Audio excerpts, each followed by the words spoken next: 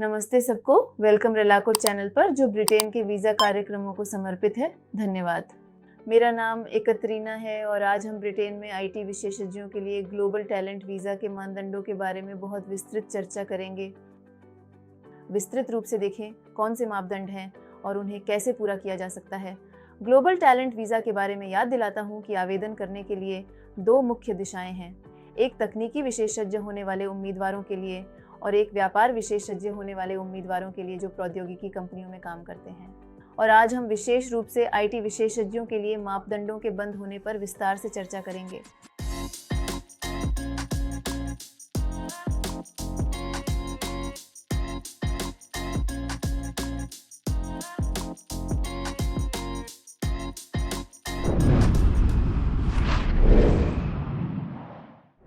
तो टेकमेशन गाइडलाइन के अनुसार 5 मुख्य मापदंड हैं।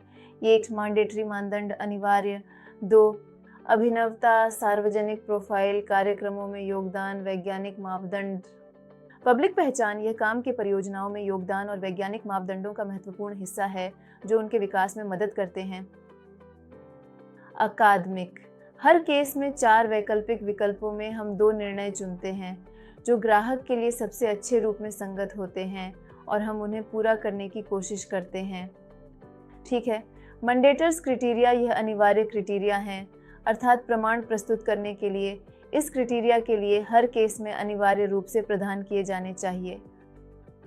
ध्यान देना चाहिए कि मैंडेटर के लिए सबसे महत्वपूर्ण मान्यता की पुष्टि ग्राहक के रूप में, प्रौद्योगिकी क्षेत्र में प्रतिष्ठा या भविष्य में प्रतिष्ठित होने वाले विशेषज्ञों के रूप में विशेषज्ञता की पुष्टि है। इसलिए यह महत्वपूर्ण है कि विशेषज्ञों को उच्च मान्यता दी जाए। याद दिलाता हूँ, ग्लोबल टैलेंट विजन में 2 ट्रैक हैं।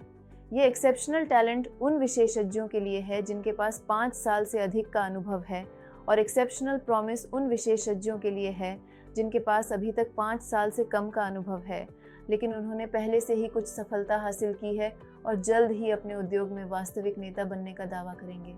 इसलिए मैंडेटरी क्राइटेरिया और अप्रतिम प्रतिभा ट्रैक के लिए महत्वपूर्ण है कि आप दिखाएं कि पिछले 5 वर्षों में आपके पास अपने विशेषज्ञता के माध्यम से मान्यता प्राप्त करने के कई साक्ष्य हैं।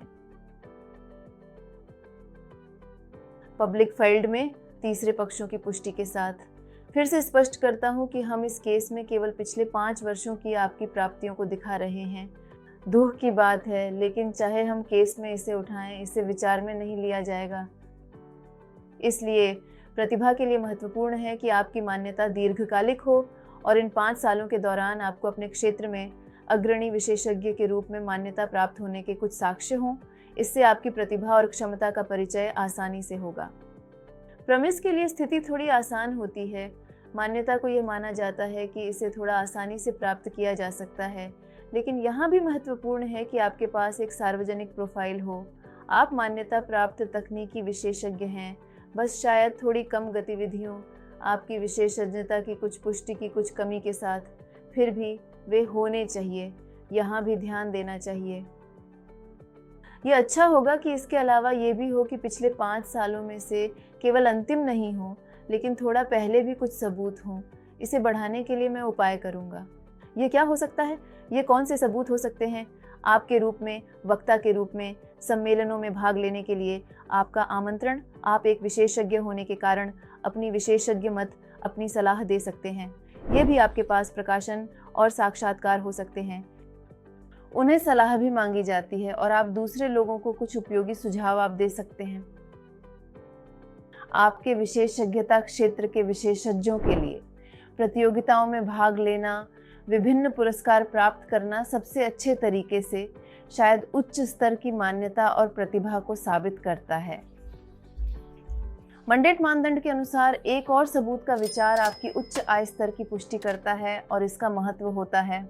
आमतौर पर इस तथ्य को साबित करने के लिए हम या तो रोजगार संबंधी अनुबंधों का उपयोग करते हैं या जेब ऑफर्स, बैंक खाता विवरण, जहां आपकी मासिक, आपकी वार्षिक वेतन, कुल वार्षिक आय संबंधी जानकारी दिखाई देती है और हम उसी पद के लिए संबंधित देश या यूनाइटेड किंगडम में वेतन की औसत जानकारी भी प्रदान करते हैं।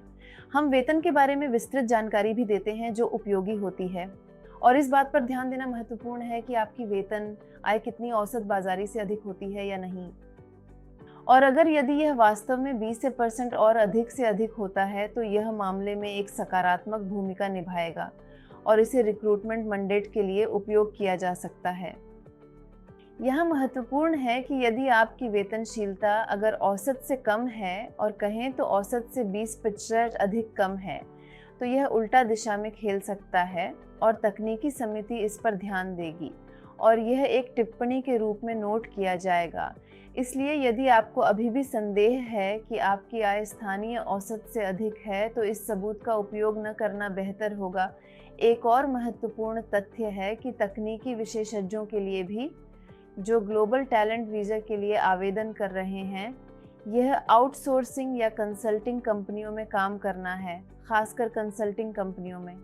एक ऐसी कंपनी नौकरी के रूप में तकनीशियन की आवश्यकताओं के अनुरूप नहीं है, इस वीज़ा की आवश्यकताओं के अनुरूप, इसलिए यहाँ मामले को थोड़ा अलग ढंग से ध्यान देना चाहिए। हम रेला कोड में इस प्रकार के मामलों के साथ काम करते थे। हमारे पास कई केस हैं जिन्हें मंजूरी मिली है, यहाँ तक कि ये उम्मीदवार कंसल्टिंग आउटसोर्सिंग में काम कर रहा था। यहाँ आपको केवल थोड़ा अलग तरीके से कंपनी को प्रस्तुत करना होगा। यदि आपके पास इस विषय पर सवाल हो तो कृपया हमसे संपर्क करें, हम आपको निश्चित रूप से सलाह देंगे। चलो अब हम वैकल्पिक मानदंडों पर चलते हैं। इनमें से पहला नवाचार है नवीनता। नवाचार का सटीक सबूत पेटेंट प्रदान करना है, यानी बौद्धिक संपदा पर पंजीकृत अधिकार, पंजीकृत प्रौद्योगिकी पर। इसका मतलब है नवाचार जो पंजीकृत हो वही नवीनता है। इस मामले में आविष्कार का मापदंड हमेशा बंद होता है, जिसका उपयोग किसी भी समय में किया जा सकता है। महत्वपूर्ण है कि इसके साथ ही पेटेंट में उम्मीदवार को लेखक द्वारा या इस प्रौद्योगिकी के लेखक के साथ उद्घाटित किया जाना चाहिए। यदि आपके पेटेंट में आपका नाम उपलब्ध नहीं होता है तो यह एक दुखद बात है कि ग्लोबल टैलेंट वीज़ा के लिए आपके मामले के लिए ऐसा पेटेंट वैध नहीं माना जाएगा। इसके अलावा पेटेंट के साथ साथ उत्पाद के लिए विभिन्न योजनाएं भी उपयोग की जा सकती हैं, जिनमें सबसे आगे की नवाचारी तकनीकों का उपयोग किया जाता है जो तकनीकी समाधानों में उपयोग होती हैं। साथ ही उद्योग में प्रकाशित लेख जहां फिर से लिखा है और दिखाया गया है कि उत्पाद वास्तव में नवाचारी और आगे की है। ये सब नवाचार के मानक के लिए साक्ष्य के रूप में काम कर सकता है। अगला मान्यता पहचान का मान्यता है। ये इसका अर्थ है कि हमें उम्मीदवार के बारे में जानकारी दिखानी चाहिए, उनके तकनीकी उद्योग में योगदान के साथ, लेकिन कार्य प्रोजेक्टों के बाहर, कार्य दायित्वों के बाहर। ये क्या हो सकता है? ये किसी गैर लाभकारी संगठन के संदर्भ में मेंटरशिप हो सकती है, जहां शारीरिक व्यक्तियों का मानसिकता या तकनीकी स्टार्टअप। यह आपके विशेषज्ञता के विषयों पर मीडिया में विभिन्न प्रकाशनों हो सकती है जिनमें आपके कार्य प्रोजेक्ट शामिल नहीं हो। इसके अलावा ये कॉन्फ्रेंस में भाग लेने के रूप में भी हो सकता है। इसमें अच्छी समीक्षाएं और ओपन सोर्स परियोजनाएं भी हो सकती हैं।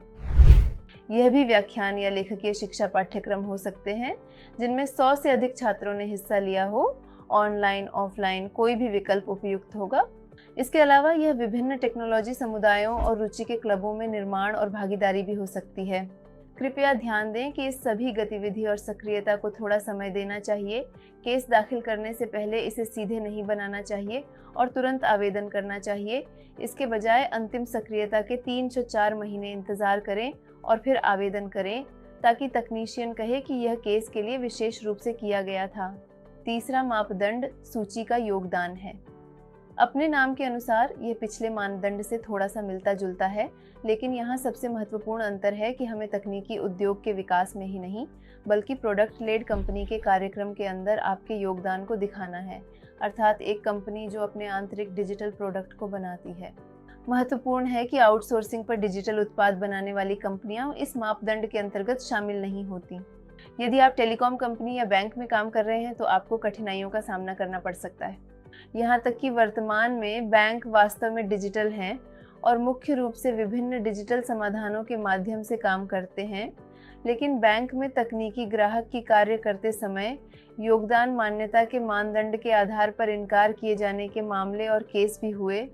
आपकी कंपनी इस मानक के अनुसार सही होने पर यहाँ आपके योगदान और दिखाना महत्वपूर्ण है कि आपके योगदान और परियोजनाएं कंपनी के विकास, राजस्व, ग्राहक संख्या और प्रदर्शन में वृद्धि के रूप में ही नहीं बल्कि संगठन के सभी उद्योग पर सकारात्मक प्रभाव डालते हैं। यहाँ विभिन्न डैशबोर्ड, कंपनी के विश्लेषणात्मक मापक, पत्र और तीसरे पक्षों द्वारा आपके प्रोजेक्ट में योगदान की पुष्टि करने वाले तत्व हो सकते हैं।